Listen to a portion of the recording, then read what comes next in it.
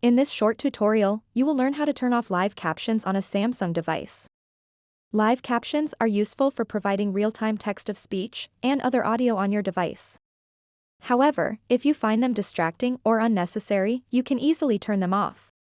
To get started, swipe down from the top, just like this, and then tap on the gear icon at the top right corner of the screen. Once you are on the settings page, scroll down to the bottom. Tap Accessibility.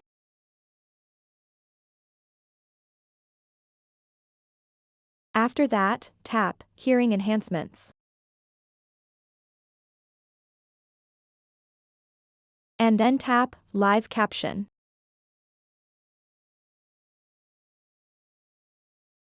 So Live Caption detects speech on your device and automatically generates captions, but if you want to turn off live captions on your Samsung device, simply toggle off this switch over here.